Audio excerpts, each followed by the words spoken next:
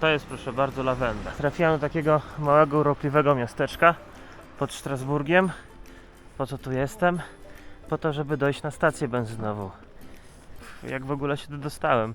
No nie wiedziałem, że dotarł do Strasburga wczoraj. Poprosiłem kierowców z Gruzji, którzy mnie podwozili, że mnie podrzucili pod McDonalda. Podrzucili. Zacząłem wysyłać prośby na couchsurfingu, że ktoś mnie przenocował. No i cudem, bo cudem, ale się udało. Znaczy, McDonalda już zamknęli, ja musiałem szukać gdzieś miejsca gdziekolwiek, gdzie by się przekimać.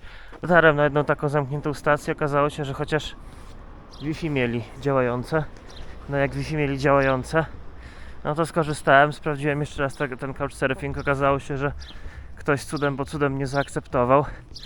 Musiałem jeszcze dymać do niego na piechotę. Spotkaliśmy się w centrum tak o 1:30, tak o drugiej nawet, w pół do trzeciej poszedłem spać.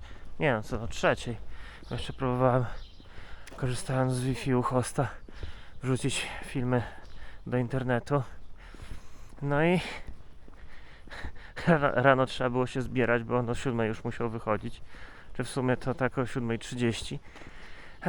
No i dotarłem tutaj. Teraz idę w kierunku parkingu na autostradzie i cóż, no i będę łapał, zobaczymy, czy dużo ludzi dzisiaj będzie jeździć. A czasem na stację benzynową trzeba właśnie dostać się przez krzaki, ale grunt, żeby się dostać. Tam w tle już stacja, więc dotarłem na miejsce, super. A tu szczypta lokalnej kultury w wykonaniu właśnie miejsca do zdjęć. No to tak będzie wyglądało moje śniadanie, a nawet brunch. Kupiłem puchy, trochę bułek i tak dalej. To już miałem ze sobą. No, oprócz tych dwóch puszek jest jeszcze trzecia, karton soku i woda. Tym tuńczykiem to jestem bardzo pozytywnie zaskoczony, bo za jedną puszkę 2 euro, a tego tuńczyka było całkiem sporo. Tylko no, szczerze mówiąc, jadłem w życiu lepsze. To akurat jeden to był smak Katalonia, a drugi Meksyk. Ale no, w smaku średni, ale da się za to najeść. Patrzcie tylko w jakiej ładnej okolicy będzie mi łapać stopa. Przynajmniej przechodzić, bo będę stał trochę dalej. No ale każde takie bajorko, i to zwłaszcza z takimi fontannami. Zaraz przybliżę na fontanny. Zwłaszcza z takimi fontannami na środku. Jeszcze trochę przybliżę na fontanny. No, już je lepiej widać. No, dodaje uroku podróży. A tutaj mamy, nie wiem czy widać na kamerze, ale całe pole słoneczników. A propos jeszcze wczorajszej nocy, to tak przesłuchałem filmy, a nie wspomniałem o jednym ciekawym fakcie. Otóż nie tylko on mnie zaakceptował, bo jeszcze zaakceptował mnie inny gość, ale jak przeczytałem jego opis, okazało się, że to nudysta. I on przede wszystkim przyjmuje tych, którzy też są nudystami, albo którzy chcą spróbować tego typu aktywności. No, ja mu napisałem, że jakoś tak troszeczkę mi z tym nie po drodze, no, że wstydzę się, więc raczej się rozbierać nie będzie. No i jakoś tak było, że no nie nocowałem u niego. Wcale z tego powodu nie żałuję. No ale jak widać, różni ludzie mogą się trafić w różnych miejscach. A propos różnych miejsc, różnych ludzi. Dojechałem do Taizé. Taizé to jest taka wioska we Francji, w której no tak w bardzo dużym uproszczeniu i skrócie gromadzą się młodzi chrześcijanie. No ale tak, w sumie osoby, chrześcijanie różnych denominacji z całej Europy, a nawet z całego świata. No i starają się tutaj jakoś razem spędzić czas w konstruktywny sposób poprzez różne warsztaty, wolontariaty, dyskusje, wymiany poglądów, spotkania z ciekawymi gośćmi.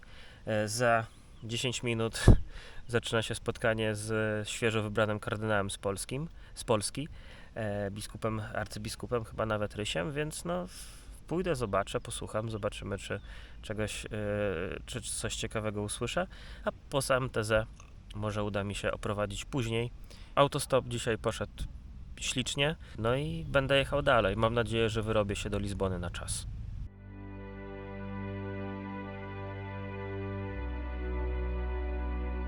Korzystając z chwili wolnego, chciałem pokazać Wam, jak wygląda cała ta wioska TZ. Nie wiem, czy tu można nagrywać, czy nie, ale troszeczkę zrobimy wbrew zasadom. No cóż, no. W tej wiosce tutaj gromadzą się ci młodzi ludzie. Śpią w namiotach, w jakichś barakach. Teraz właśnie była kolacja, no to kolacja jest, że tak powiem, żywieniem zbiorowym. Każdy dostaje plastikową miseczkę, kubeczek, tackę tego chlebuś, jakąś serek do smarowania, jakieś mazidło do jedzenia. Najpierw chyba zabiorę Was wzdłuż głównej ulicy, a później jak będzie czas rano, to jeszcze pokażę Wam wnętrze, bo na razie nie chcę tu łazić, jak jest za dużo ludzi, bo mi powiedzą, żebym spierniczał z tą kamerą. Tak, tam po prawej jest recepcja, można zostawić jakieś wartościowe rzeczy. Tutaj jak widać nas witają. Tutaj zaraz dojdziemy do głównej bramy. Tam głębiej ludzie sobie siedzą zadowoleni z życia. Mam nadzieję przynajmniej, że zadowoleni z życia. A tutaj jest takie miejsce na imprezy.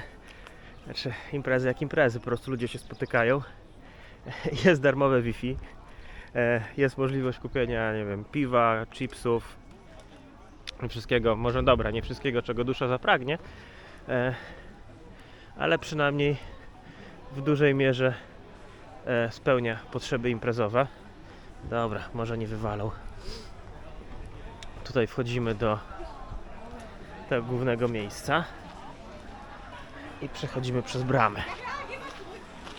O, wygląda to tak.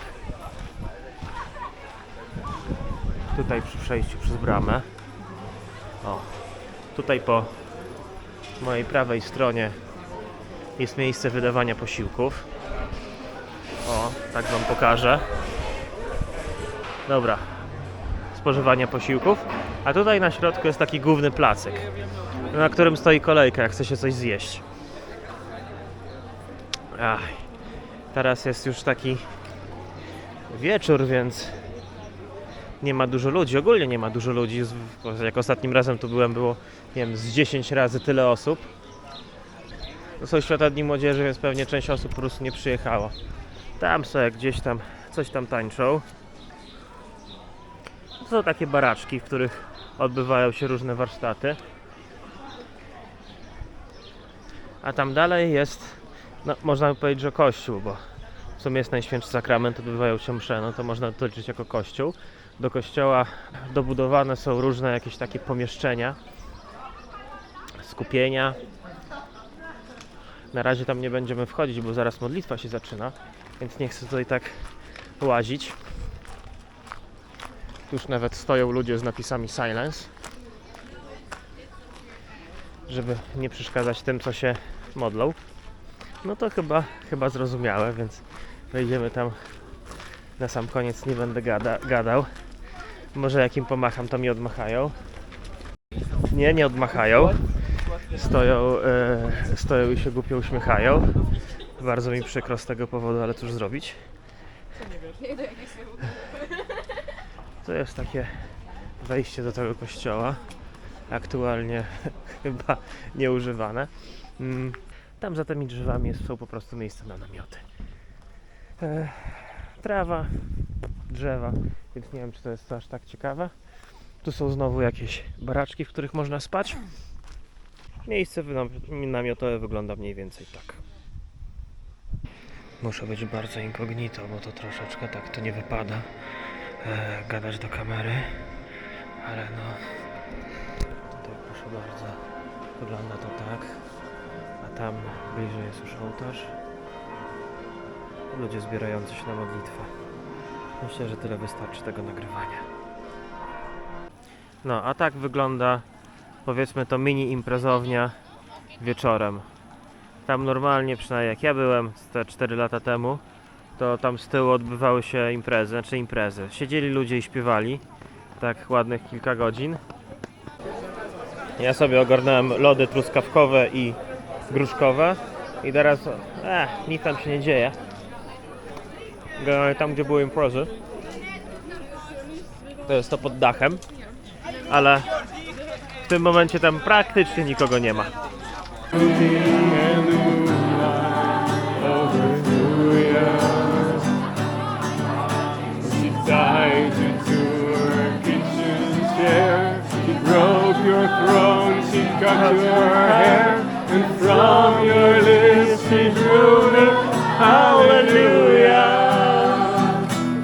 Hallelujah, hallelujah, hallelujah, hallelujah.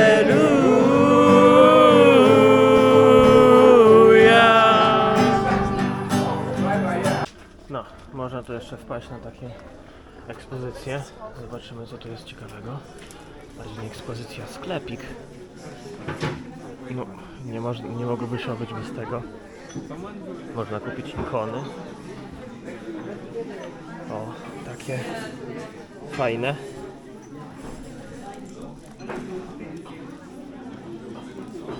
Ręcznie robione. Co to jest? To jest chyba dżem. Przejdziemy się kawałek tędy. Myślałem, że to będzie jakaś ekspozycja, ale to chyba jedyne, co jest, przynajmniej na razie, to takie obrazki na ścianach. Można kupić pocztówki najróżniejsze, tak zwane rękodzieło. Nawet lampy są, proszę bardzo. Świece. Jeszcze więcej pocztówek. I to takich całkiem sporych.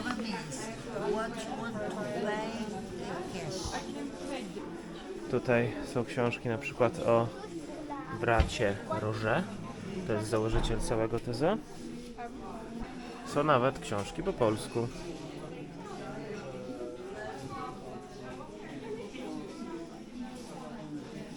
Patrzcie, jakie urocze małe ogródeczki i domki. Dla mnie bajka. Nie wiem, czy pod słońce tu cokolwiek widać, ale ta wioseczka TZ, którą już właśnie opuściłem, jest na wzgórzu. A z tego wzgórza, jak się schodzi, to właśnie takie urocze widoczki. No w sumie podobnie jak w Polsce, nie? Tylko że architektura zupełnie inna. No i te urocze małe ogródeczki przygodowe. Przydomowe. Ale bardzo fajnie.